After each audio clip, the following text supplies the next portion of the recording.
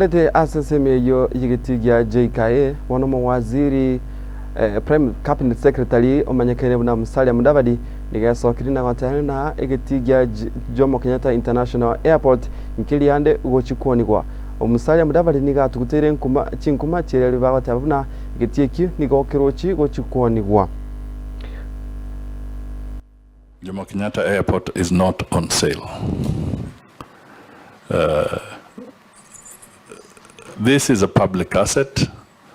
It is a strategic asset. And if it was going to be sold, you can only do it after a full public process that Parliament endorses. So anybody who is giving the impression that the airport, Jomo Kenyatta Airport, has been sold is not being factual. It is not true.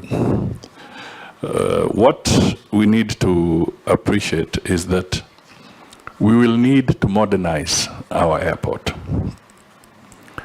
And that means investment will have to take place at the airport. We need a new terminal.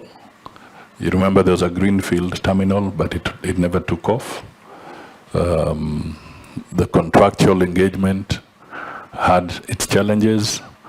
There was litigation, it stalled, and the rest is history because it stalled in court. So what we know that is important is that going forward, the Kenya Airports Authority must look at its investment program very, very carefully, make sure that everything is transparent, so that during the expansion process of the second terminal, if it is under PPP arrangement, and let it be done properly, thoroughly, through the legal process, so that everybody knows what it's going.